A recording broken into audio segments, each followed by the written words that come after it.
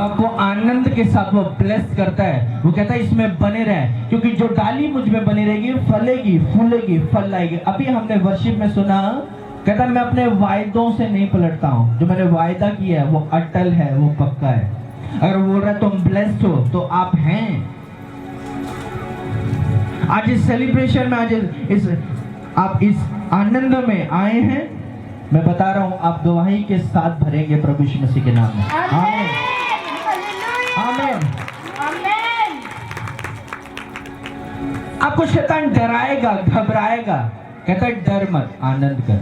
अभी हमने पिछले हफ्ते एक गवाही सुनी, वो बहन क्या कह रही थी, कहती मेरा मिस कैरेज हो गया, 8वें महीने में आके डॉक्टर ने कहा हार्ट बीट बंद है और बच्चा जो है वो खत्म होने की कगार पे है, इससे पहले कि वो जहर बन जाए तू उसको खत्म करवा दे।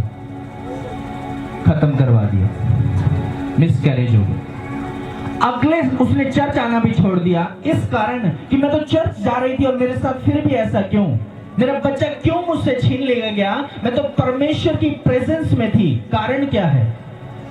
फिर फोन आता है उसका और कहती है पास्टर जी मेरे लिए प्रार्थना करो। मैंने कहा तू चर्च आना शुरू कर दे। चर्च दोबारा आना शुरू किया। फिर 8वें महीने में शैतान ने दस्तक दी और फिर डॉक्टर्स ने वही रिपोर्ट शामिल की कि आपके बच्चे की धड़कन कम है, कमजोर है। इस बार डबल क्या हुआ, बच्चा भी उल्टा था, फंसा हुआ था। डॉक्टर ने कहा इसके बचने के चांसेस कम है और इस बार तेरी भी चांसेस कम है। फोन कर दी, पास्टर जी मैं क्या करूं। मैं कहा तू संतान को जन्मेगी, टेंशन ना ले, इस बार क्योंकि ये पहला बच्चा है तेरा, अब शैतान तुझसे चोरी नहीं करेगा। रोती रही, डरती रही कि पास्टर जी डॉक्टर बोल रहे हैं बच्चा बहुत कमजोर है, ये नहीं रह पाएगा। मैंने कहा तू चिंता ना कर, वो बच्चा बनेगा और बढ़ेगा और जन्म लेगा। फिर क्या हुआ, जिस दिन डिलीवरी थी उस शाम को फोन दोबारा आया, पास्टर जी प्रार्थना कर दो। मैंने प्रार्थना की, मैंने कहा बेबी बिल्कुल ब्लेस्ड होगा। आपके सामने गवाही दी उसने पिछले संडे कि ये मेरा बच्चा है, ये मेरी बेटी है, पहला बच्चा हो चुका है, मैं बहुत खुश हूँ। तारीफ करो परमेश्वर की। जब वो बिलीव करते हैं कि परमेश्वर तू चंगा कर या ना कर, तू मेरी कोख को खोल या ना खोल, तू मेरा परमेश्वर था है और रहेगा, तब गवाही तैयार होती है, साफ किया जाता है। परमेश्वर आपको पहले साफ करता है, आपको ईमानदार बनाता है, वफादार बनाता है, आपकी जुबान पर कंट्रोल रखवाता है, कानों पर कंट्रोल, आंखों पर कंट्रोल, जुबान पर कंट्रोल, मन पर कंट्रोल, विचारी पर कंट्रोल, साफ कर रहा है आपको। और साफ करने के बाद वो देखता है कि मेरी और है, चल रहा है ना, चल रहा है ना, चल रहा है ना, फिर ब्लेस करता है। कारण क्या है कि हमें इतने वायदे पता होने के कारण भी हम पीछे जा रहे हैं। कारण क्या है, आपका अविश्वास, शैतान की प्रेजेंस में ज्यादा रहना, बकवादी बातों में ज्यादा रहना, बेकार की चीजों में ज्यादा रहना, आपको परमेश्वर की उपस्थिति से वो दूर करता है। क्या आपका दुश्मन चाहेगा कि आप गाड़ी ले लें? क्या आपका दुश्मन चाहेगा आपका बिजनेस बढ़ जाए? क्या आपका दुश्मन चाहेगा आप अच्छे भले रहें, आपके बच्चे अच्छे भले रहें, आपकी नौकरी अच्छी चले? कभी नहीं। आपका अपना चाहेगा आप ब्लेस्ड रहें। शैतान कभी नहीं चाहता आपका बिजनेस अच्छा चले, आपकी नौकरियां अच्छी चले। जिन्होंने बपतिस्मा नहीं लिया है, अपने आप को परमेश्वर के हवाले करो, तैयार करो। वचन कहता है बपतिस्मा का लेना मतलब शरीर का धुलना नहीं है, आत्मा का धुलना है।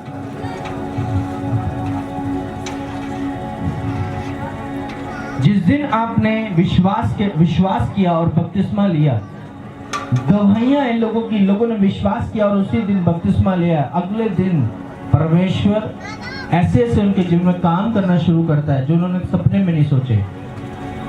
क्योंकि कुछ रास्ते आत्मिक ऐसे बंद होते हैं, शैतान ने किए होते हैं, कि जब आप आत्मिक परमेश्वर के काम करोगे तब खुलते हैं। क्या हो सकता है बिना मजदूरी किए आपको मजदूरी मिल जाए? नहीं।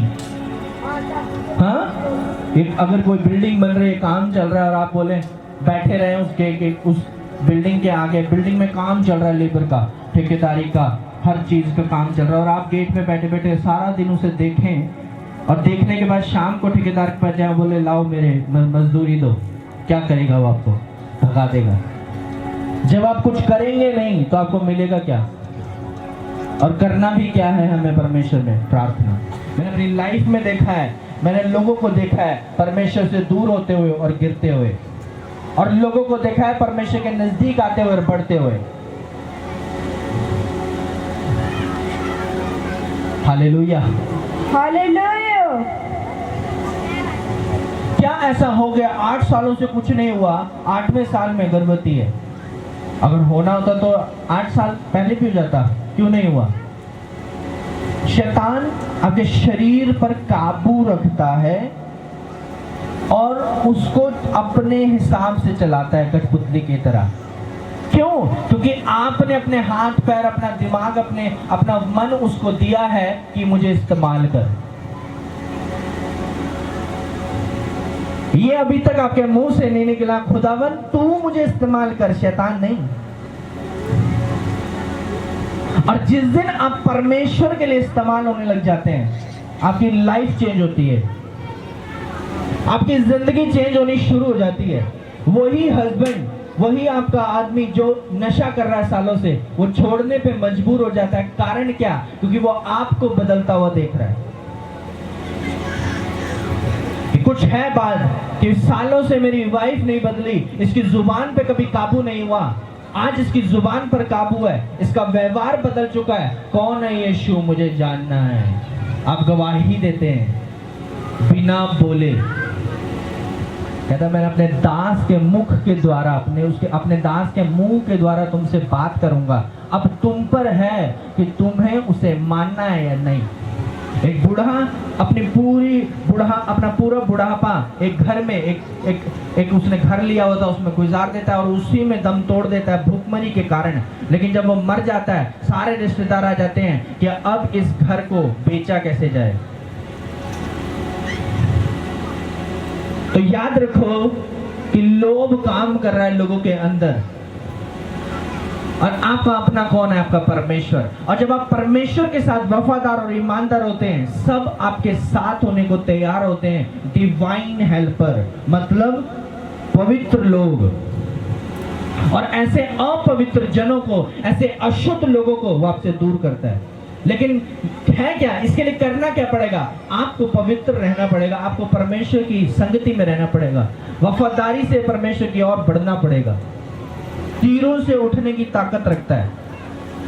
तो खुदा ने बोला मैंने तुम्हारे लिए अपने आप को ऐसा शून्य कर दिया, अपने आप को तुम्हारे लिए बलि कर दिया, और उसके बाद क्या हुआ? वो तीसरे दिन मुर्दों में से जी उठा। हालेलुया। शून्य से उठने की ताकत है उसके अंदर, और कहता है जैसे जो काम मैंने किए उससे बढ़कर तुम करोगे। आमीन, आमीन, आमीन। कारण क्या? हम नहीं कर पा रहे। फॉलो दी वर्ड मतलब उसके वचनों को ग्रहण करो और उस पर चलो। आज ये बहन मेरे पास आया और बोले पास्टर जी मुझे घर नहीं मिल रहा है, मुझे अपना घर लेना है, आप प्रार्थना कीजिए। और मैं उसको बोलूँ ठीक है मिल जाएगा, तू इतना करे 50,000 ले।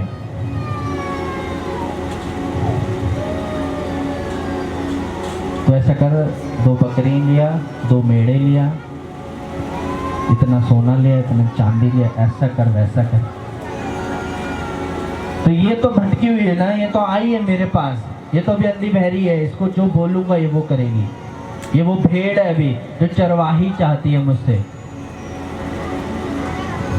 मैं चाहूं तो इसको जो भी बोलूंगा ये वो करेगी, लेकिन मैं क्या कर रहा हूं, इसको भटका रहा हूं, इसके आगे ठोकर रख रहा हूं। और जब ये कल गिरेगी तो ये यही बोलेगी, पहली बार इसका खुदा पर से विश्वास उठ जाएगा कि खुदा के दास ऐसे होते हैं। दूसरा, वो कभी काम होगा नहीं जो इसे बोला गया है। क्यों? क्योंकि वो इंसान ने बोला, बस संसारिक रूप में बोला है। अगर खुदा की ओर से बोला होता कि जा प्रभु तुझे ये देने जा रहा है, बस तू प्रभु में रहिए, बस इतना, दैट्स इट, खत्म। आप बोलते ना, शैतान तू निकल जा मेरी लाइफ से, और उसके बाद आप लगे हुए हैं किसी चीज़ों में यार, लगे हुए हैं गंदी बातों में, गंदी चीज़ों में फंसे हुए हैं। तो वो जिसे आपने अभी डांटा था ना, अब देखो वो करता क्या है। क्या अगर रोड पे चलते हुए किसी भाई को या किसी बहन को आप डांट दें, देखो तुम्हारी शामत आई है कि नहीं ऐसा?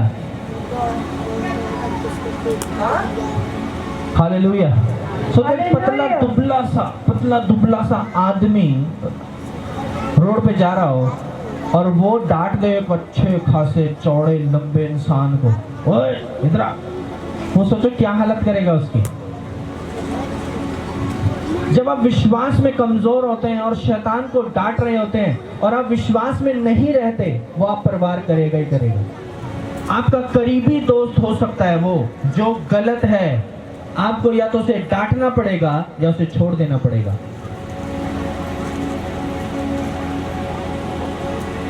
Hallelujah, hallelujah. और अगर आप उसे नहीं डांटेंगे तो वो आपके साथ वो बातें करने के लिए खुलता चला जाएगा, और आने वाले समय में आप उसका रिप्लाई देंगे और आप ही उसी संगति के भागी हो जाएंगे। और थोड़े ही वक्त की बात होती है, क्योंकि पाप भी धीरे धीरे काम करता है, एकदम नहीं कि आज आपने झूठ बोला और कल आपका पलटा ले लिया गया। नहीं, ऐसा कभी नहीं होगा, कभी भी नहीं। वो धीरे धीरे काम करता है। आपको लगता जरूर है मैंने चर्च छोड़ दिया, महीना हो गया एक चर्च छोड़े, अभी तक तो कुछ हुआ नहीं, बस रुको। वैसा हो नहीं सकता कि परमेश्वर की संगति छोड़कर आप ब्लेस्ड रहें, आप आनंदित रहें, आप बरकत में रहें, आप ताकत में रहें, आप पावर में रहें। नहीं हो सकता। बस रुको थोड़ा सा।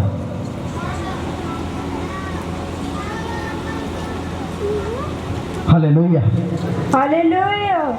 जब मूसा को परमेश्वर ने चुना तो उसको बोला मैं तुझे हर एक चीज दूंगा, और परमेश्वर उससे आमने सामने बात करता था।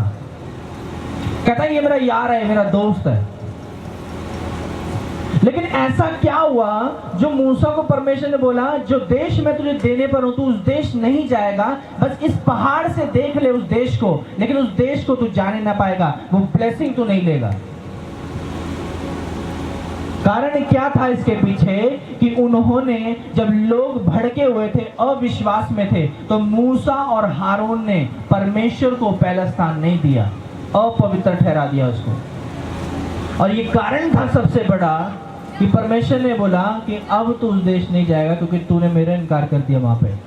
तब जैसा तेरा भाई हारून होर पहाड़ पर मरकर अपने लोगों में मिल गया, वैसे तू इस पहाड़ पर चढ़कर मर जाएगा और अपने लोगों में मिल जाएगा। सोचो जरा, अपने दास को कह रहा है तू मर जाएगा। और अगर आपसे अभी यह कह दिया जाए तुम बीमार पड़ने वाले हो, तुम कहोगे यार परमेश्वर में भी आता हूँ मैं, परमेश्वर में भी रह रहा हूँ मैं, मेरे साथ ऐसा हो रहा है, मैं नहीं कर, मैं जाऊंगा परमेश्वर, ऐसे से चलेगा। हाँ, लेकिन मूसा वहाँ कुछ नहीं कह रहा है। मूसा को पता है उसकी गलती क्या है। जो ब्लेसिंग सबको मिलने वाली थी वो मूसा को नहीं मिली, जबकि मूसा लोगों को चला के लेकर आ रहा है। मैं क्यों डरता हूँ परमेश्वर में, क्यों बोलता हूँ क्यों आपको बोलने से पहले डरता हूँ कि कहीं मुझसे कोई ऐसी बात ना तुम्हारे लिए बोल जाए, मैं तुम्हें कोई गलत अगवाही ना कर दूं। क्योंकि अगर मैं तुम्हें ठोकर का कारण दिलवा दूंगा तो मेरे लिए जो ब्लेसिंग मुझे मिलनी है वो मिलेगी नहीं। मैं जानता हूँ इस बात को। ये कारण होता है कि मैं तुम्हें बोलता हूँ थोड़ा रुको, थोड़ा वक्त करो, परमेश्वर तुम्हारे लिए बोलेगा। क्या मैं अपने मन से चाहूं और अभी नहीं कह सकता कि परमेश्वर तुम्हारे लिए ऐसा कह रहा है? मैं नहीं कहता।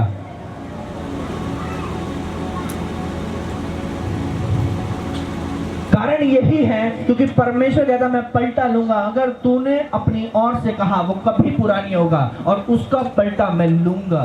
जब मूसा को चुना था तब बोला था मैं तुझे ये देश देने पर हूं, तेरे लोगों को देश देने पर हूं, बीच में गलती कर दी, बोला अब तू नहीं जाएगा उस देश में, बस यहीं से देख ले वो है देश, लेकिन जाएगा नहीं तू यहीं इसी पहाड़ पर मर जाएगा। अब जब तुम वचन में रहोगे, कहता है अगर तुम वचन में हो तो जहां जहां जाओगे, जिस काम में हाथ लगाओगे वो सफल होता चला जाएगा। प्रभु मुझे अपनी योजनाओं में इस्तेमाल कर।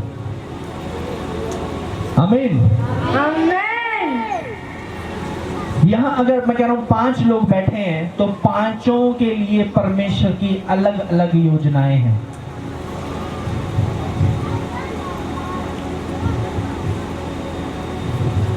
एक बहन ने प्रचार की नहीं कर दी थी, उसको पास्टर हर बार बोल रहा है बेटा तू प्रचार कर, लोगों को बता, नहीं बता रहे, बेबी ब्लेसिंग चाहिए। साल हो गया, 2 साल हो गए, तीसरे साल में वही पास्टर ने दोबारा कहा तू प्रचार कर। महीने भर प्रचार किया, बेबी कंसीव किया। आमीन हालेलुया। कारण इसके पीछे सिर्फ यही है, कुछ चीजें, कुछ योजनाएं उसमें आपको इस्तेमाल होना जरूरी होता है कि आपके रास्ते खुल जाए। हालेलुया। हालेलुया। जो पुराने शाप आपके जीवन में चल रहे होते हैं वो खत्म होने शुरू हो जाते हैं। मैं तो आपको गाइड कर सकता हूं बस। एक बहन के हस्बैंड की डेथ हो गई, एडमिट हो गया वो, तो उसकी डेथ हो गई। तो उस बहन ने मुझे बताया कि उसको सपना आया था शैतान का, और कहती मेरे मन में बार बार आ रहा था कि मैं उसे ये बार बार बोलती थी कि आप एक बार चर्च आ जाओ, आप एक बार चर्च आ जाओ, आप एक बार चर्च आ जाओ। तो उसने जिद कर ली मैं कभी चर्च नहीं जाऊंगा, डेथ हो गई। मैं सिर्फ आपको बता सकता हूँ कि आपको ये काम करना है। अब ये आपके ऊपर है कि आप क्या करेंगे। देखा ऐसा हुआ कि वे यरूशलेम जाते हुए सामरिया और गलील के बीच से होकर जा रहा था। किसी गांव में प्रवेश करते समय उसे 10 कोढ़ी मिले। उन्होंने दूर खड़े होकर ऊंचे शब्द से कहा, हे यीशु, हे स्वामी, हम पर दया कर। उसने उन्हें देखकर कहा, जाओ और अपने आप को याजकों को दिखाओ, और जाते ही जाते वे शुद्ध हो गए। आमीन। तब उनमें से एक ये देखकर, अब एक बात बताओ, 10 कोढ़ी थे, प्रभु यीशु मसीह जा रहे हैं। उन 10 कोढ़ियों को अपना पता है कि मैं किस कोढ़ में जी रहा हूं, हाँ कि ना। अपनी जिंदगी का उसे पता है, अपने शरीर का उसे पता है कि मैं कोढ़ी हूं और मैं कोढ़ में जी रहा हूं। कितनी मेरी घटिया जिंदगी हो रखी है। प्रभु यीशु मसीह आ रहे, क्या कहा उन्होंने चिल्लाकर, हे यीशु, हे स्वामी, हम पर दया कर, हमें चंगा कर। क्या प्रभु यीशु मसीह ने बोला, ओ तुसी कोढ़ी हो इधर आओ, मैं तो आजाद करना? ऐसा हुआ नहीं। उन्होंने बुलाया है, उन्होंने पुकारा है कि हे प्रभु, हे स्वामी, हम पर दया कर, हम कोढ़ी, हमें शुद्ध कर। उन्होंने पुकारा, अपनी परिस्थिति देखी, अपने आप को नीचा किया और प्रभु को पुकारा, हे प्रभु, हम पर दया कर। और क्या होता है उसके बाद? कहता है उसने उन्हें देखकर कहा, जाओ अपने आप को याजकों को दिखाओ, और जाते ही जाते वे शुद्ध हो गए। लिखा क्या? जाओ अपने आप को याजकों को दिखाओ, और वे जाते जाते शुद्ध हो गए। बोला जाओ तुम शुद्ध हो गए। प्रभु ने बोला जो मैं कर सकता हूं तुम भी करोगे। कहता है जाओ अपने आप को शुद्ध, तुम जाओ और याजक को दिखाओ, डॉक्टर को दिखाओ, और देखो तुम आजाद हो। कहता है जाते ही जाते वे शुद्ध हो गए।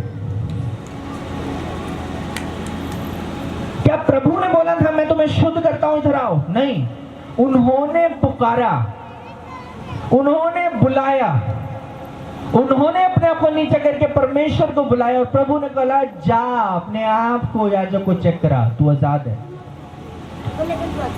अब ये तो बारी थी परमेश्वर की, अब बारी आती है जो ठीक हुआ था। अब सुनो, लिखा तब उनमें से ये देखकर कि मैं चंगा हो गया हूँ, ऊंचे शब्द से परमेश्वर की बढ़ाई करता हुआ लौटा और यीशु के पांव पर मुंह के बल गिरकर उसका धन्यवाद करने लगा, और वह सामरी था। इस पर यीशु ने कहा, क्या 10 शुद्ध ना हुए तो फिर वे 9 कहाँ हैं?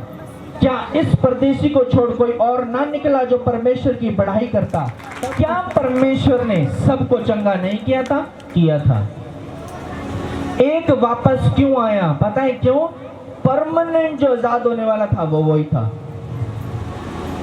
क्योंकि प्रभु ने वचन में कहा है, जब तुम मुझ में आजाद हो जाते हो और शैतान में रहते हो तो अब 7 गुना तुम पर अटैक होंगे। आप आते, आप बोलते पास्टर जी ऐसा हो गया मेरे साथ, पास्टर जी वैसा हो गया मेरे साथ, ये कर दो पास्टर जी, ऐसा कर दो। पास्टर आपके लिए प्रार्थना करता है प्रभु के, उससे आप ठीक हो जाते हैं, आप आजाद हो जाते हैं। उसके बाद कौन पास्टर, कहाँ का पास्टर, कौन सा चर्च, कहाँ का चर्च, तो लोगों की सुनना शुरू कर देते हैं। प्रभु कहता है अब 7 गुना जो तकलीफ तू आजाद थी ना, अब आजाद नहीं रहेगी, 7 गुना पाएंगी बाप। वचन कहता है जब आप हील्ड हो जाते हैं, जब आप आजाद हो जाते हैं और परमेश्वर की बढ़ाई नहीं करते, आप क्या सोचते हैं? कहता कि कोई ना निकला, क्या 10 शुद्ध नहीं हुए थे? मैंने तो सबके लिए बोला था, सब क्यों सब नहीं हुए थे, तू अकेला क्यों? वो इसीलिए क्योंकि वो सिर्फ धन्यवाद, वो ही धन्यवाद करने आया, क्योंकि वो जानता है कि मैं कहाँ था और मुझे प्रभु ने क्या कर दिया। जब आपने परमेश्वर को चुना, जब परमेश्वर में आप आए, जब परमेश्वर ने आपको चुना, आप किस परिस्थिति में थे? आपके पास क्या नौकरी? जब आप आए थे तब नौकरी नहीं थी आपके पास। जब आप प्रभु में आए तब आप नशे में थे। जब आप प्रभु में आए तब आप प्रेग्नेंट नहीं होते थे, तब आप आजाद नहीं थे। रसौली थी, पथरी थी, माइग्रेन था, ये था, वो था। लेकिन प्रभु में आने के बाद आप आजाद हो गए। अब क्या आपको परमेश्वर की महिमा नहीं करनी चाहिए? बस सवाल इतना ही।